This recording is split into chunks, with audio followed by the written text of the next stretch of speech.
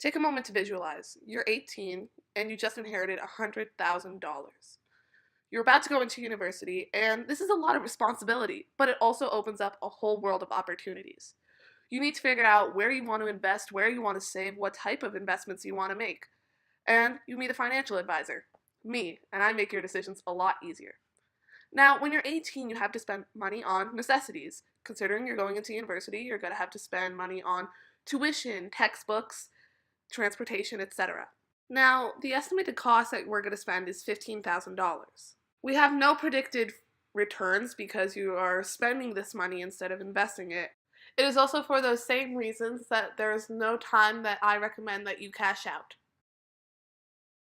Now, our first investment is going to be in university tuition. You want to attend Ryerson University and get a degree in early childhood education. Tuition for Ryerson is $86,000 for 4 years. This means that you're spending roughly $21,500 per year. Luckily, your parents saved $70,000 through their RESPs.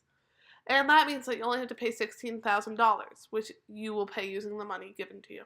The only predicted return is your gain of knowledge, and there's no time that I recommend that you cash out because you're spending it collectively over 4 years. Now, the second type of investment we're going to make is in stocks. We're going to invest in 2 different companies to diversify our income. We are going to invest in Canopy Growth Corp and Amazon.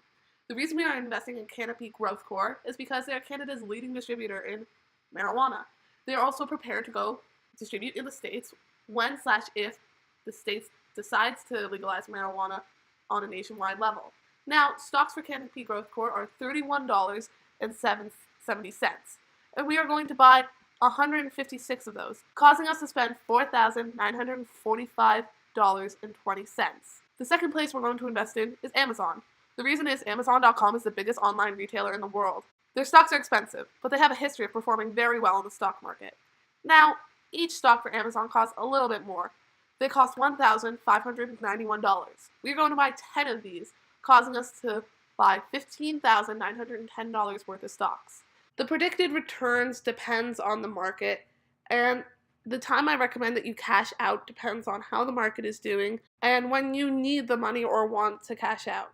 There are still other costs that you need to account for. There are miscellaneous fees that you might want to pay. This involves movie tickets, makeup, travel, streaming services like Netflix and Hulu.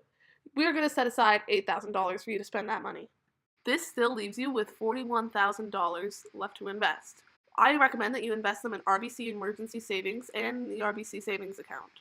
The emergency savings will be set aside just in case anything bad happens to you. This includes a burglary, medical emergency, or an auto collision in the future. We are going to set aside 2%, which is $2,000 in this. There is no predicted returns because you're going to spend the money, and the time that I recommend you cash out is whenever that money is needed. Now we're going to put the rest of your money in your RBC savings account. This has a 3% interest rate, which is compounded monthly. Initially, you are going to invest $27,000 and add $100 per month.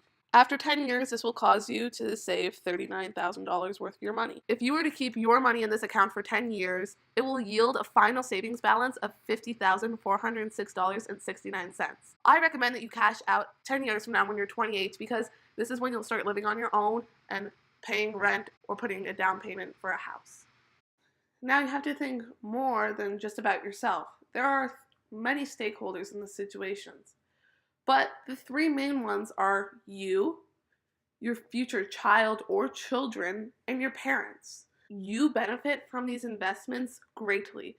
It gives you money for costs that you might not have been able to pay before this inheritance.